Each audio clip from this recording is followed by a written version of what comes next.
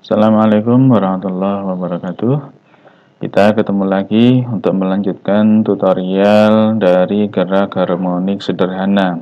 Oke, kali ini kita sudah sampai pada bagaimana mencari periode ya, bagaimana mencari periode ataupun frekuensi untuk gerak harmonis sederhana.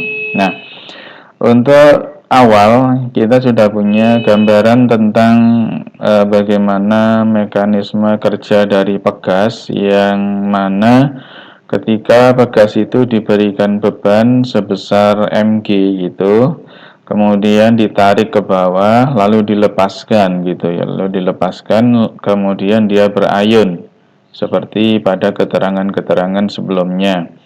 Nah, titik yaitu garis putus-putus yang ada di sini, ini kita namakan sebagai garis imbang ya atau titik setimbang gitu. Nah, di mana simpangannya di sini. Jadi kalau ini kita tuliskan ya, kalau ini kita tuliskan simpangan di sini ini sama dengan 0 ya, y-nya sama dengan 0 gitu. Nah, seperti pada pembahasan sebelumnya bahwa untuk pegas yang mempunyai konstanta pegas sebesar K gitu ya, ini adalah konstanta pegasnya, maka dia akan mengalami gaya pulih gitu ya, gaya pulih, gaya yang selalu melawan gaya penyebabnya gitu. F-nya itu sama dengan minus K dikalikan dengan X kan gitu ya. K dikali X.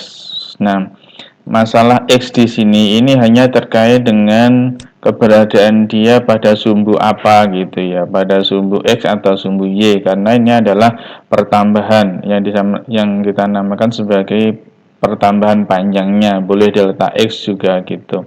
Nah, ini hanya ngait dengan sumbu. Oke, sumbu. Oke, sumbunya adalah sumbu X. Nah, namun ketika pegas itu bergantung seperti ini, otomatis dia bermainnya itu pada sumbu Y gitu. Sehingga di sini kita boleh menuliskan bahwa F itu sama dengan minus K dikalikan dengan Y. Boleh gitu. Boleh, nggak apa-apa. Nah, ini pernyataan hukum Hooke kan gitu kemarin ya. Ini adalah hukum Hooke. Oke. Ini adalah hukum Hooke. Oke. Hukum Hooke. Nah, sementara dari pernyataan hukum Newton kita juga bisa memperoleh bahwa F ya, F itu sama dengan massa dikalikan dengan percepatannya gitu ya.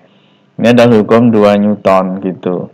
Kalau ini kerjanya pada sumbu Y, berarti ini percepatannya juga kita berikan pada arah sumbu Y.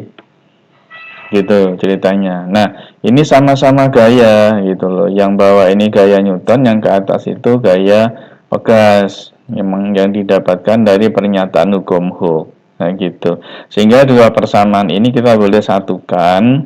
Ya, kita bisa menyamakan bahwa KY, oke, K saya ambil positifnya saja ya, karena ini minus kan muncul karena dia gaya pulih gitu aja gitu loh.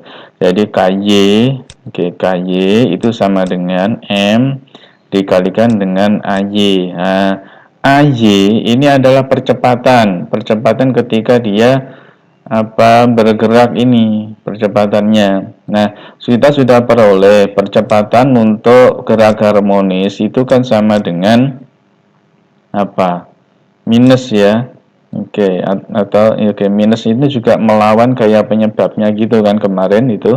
Jadi minus omega kuadrat Y kan gitu. Ini yang kita turunkan dari fungsi kecepatan. Ya, kita sudah menurunkan ini pada tutorial sebelumnya bahwa percepatan pada arah sumbu Y itu adalah minus omega kuadrat Y gitu. Omega kuadrat Y. Nah, sehingga ini kita boleh masukkan ke sana gitu. Jadi kalau kita masukkan KY itu sama dengan M, ambil positifnya ya, karena ini tadi percepatannya berlawanan dengan arah simpangannya kan gitu. Berarti ini KY sama dengan M. Sorry, ini oke. Nah, ini saya tulis ulang M. Oke, AY-nya apa? Omega kuadrat Y, kan gitu. Nah, sehingga di sebelah kiri dan kanan itu ada omega, ada Y kan gitu ya. Ada Y. Kita bisa coret bahwa K itu sama dengan M omega kuadrat. Nah, ini konstanta pegasnya ini adalah M dikali omega kuadrat gitu. Nah, sementara di sisi lain kita juga boleh menuliskan, di sebelumnya kita juga sudah jelaskan bahwa omega itu sama dengan 2pi, ya kecepatan sudut itu 2pi dibagi dengan periodenya kan gitu. Ya 2pi per T. Sehingga ini kita bisa tuliskan lagi K sama dengan M. Nah, kan gitu. 2pi dibagi dengan T karena ini kuadrat, ya kita kuadratkan gitu. Nah, kita itu mau nyari apa? Nyari periode gitu, periode. Oke, periode. Itu periode getaran atau simpangan. Nah, ini periodenya udah muncul. Biar ini kuadratnya hilang gitu ya kan. Ini coba kita turunkan dulu. Dan jadinya gimana? K per M kan gitu. K per M. Nah, gitu. Sama dengan buka kurung 2pi dibagi T gitu dikuadratkan. Nah, agar kuadratnya hilang karena kita mau nyari T, kita akar ya. Kita akar kiri dan kanan. Jadinya apa? Akar K per M gitu. Sama dengan 2pi kita bagi dengan periodenya. Nah, kita peroleh periodenya sama dengan ini pindah ke arah sana, pindah ke sebelah kiri. Ini 2pi tetap dibagi akar gitu K per M. Nah, jadinya gimana? Ini kan pindah, artinya M-nya jadi di atas kan sekarang. M-nya kan ke atas. Kan gitu.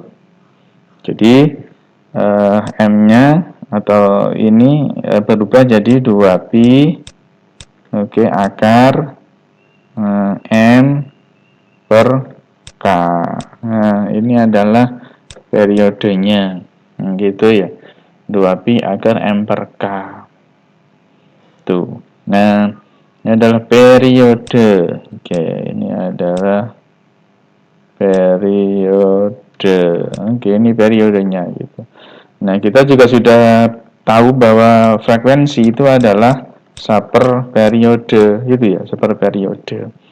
Nah, kita bisa tuliskan 1 dibagi periodenya gimana? 2pi akar gitu. Apa? M per K.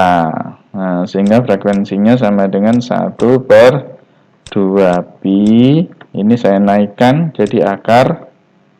Nah, gitu K per M. Jadi kebalik kan gitu ya. K per M. Ya, jadi dibalik jadinya gitu. Nah, ini adalah frekuensinya. Nah, gitu. Nah. Oke, jadi demikian untuk cara untuk menurunkan rumusan periode dan frekuensi pada pegas ya, pada pegas. Nah, kita akan ketemu pada tutorial berikutnya tentang soal-soal bagaimana variasi soal-soal terkait dengan gerak harmonis sederhana. Oke, tetap semangat dalam belajar. Assalamualaikum warahmatullahi wabarakatuh.